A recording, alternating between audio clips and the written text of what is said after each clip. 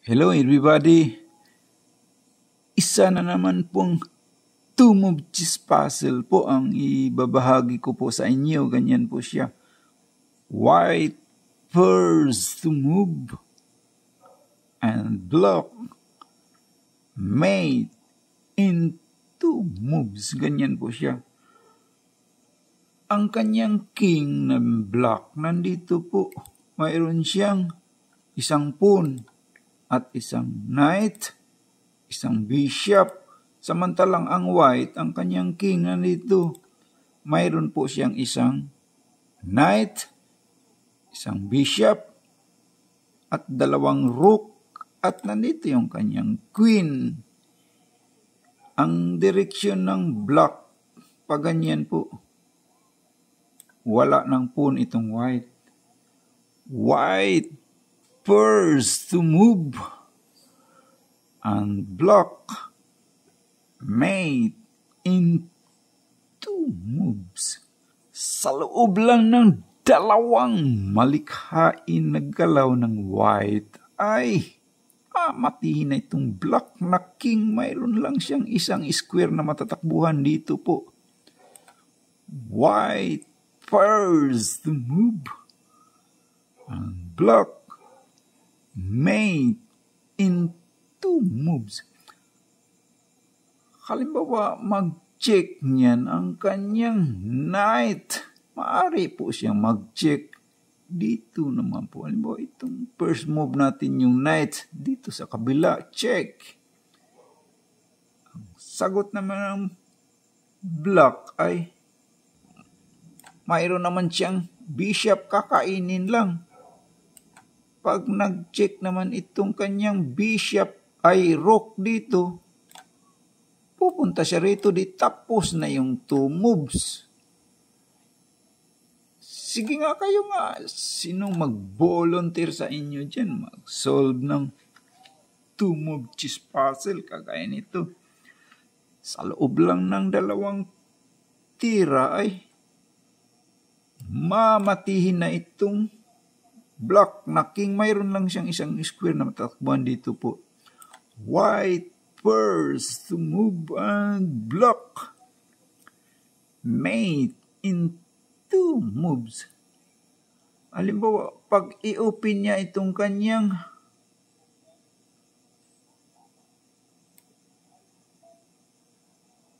rook para mag-check, double check na po siya dyan by queen at saka by rook. Pupunta lang siya dito. Pag ganyan, nasaan na yung check for mate dyan? Pag nag-check naman kasi itong kanyang queen dito, mayroon naman siya matatakbuhan dito. Tapos na yung two moves. Wala pong mati dyan. Sige nga kayo nga.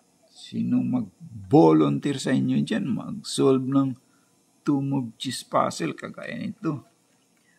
White first to move and block mate in two moves. Halimbawa po itong kanyang rook, maaari pong mag-check. Dito po siya mag-check. Check. Sagot naman ng block, pupunta siya rito. Pag ganyan, nasaan na yung check for mate dyan? Pag nag-check naman kasi siya dito, kanyang rook, pupunta siya rito, walang mati po dyan.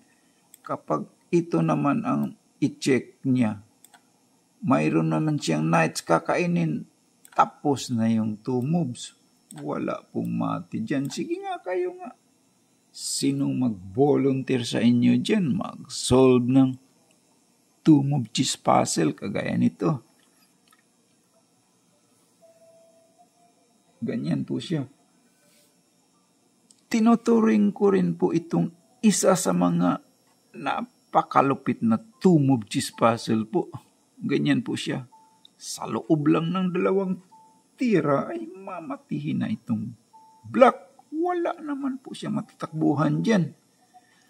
Sige nga, kayo nga. Sinong mag-volunteer sa inyo dyan? Mag-solve ng two-move chess puzzle.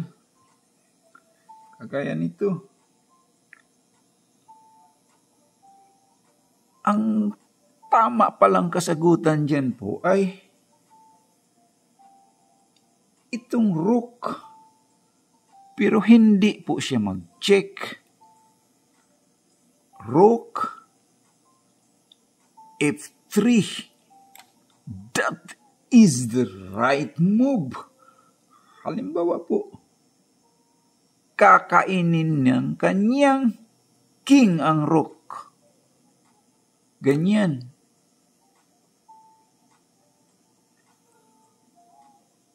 Ma-checkmate naman po siya dyan.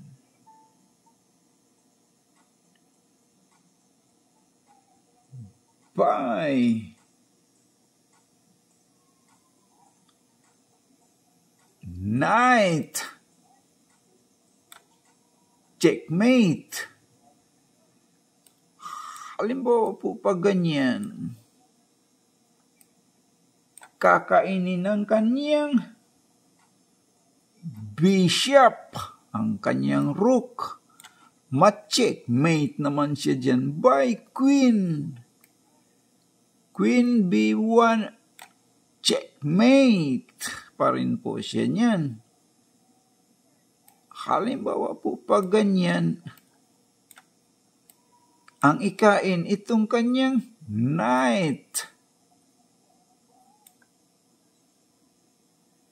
Ma-checkmate naman siya dyan by queen h7, checkmate pa rin po siya dyan.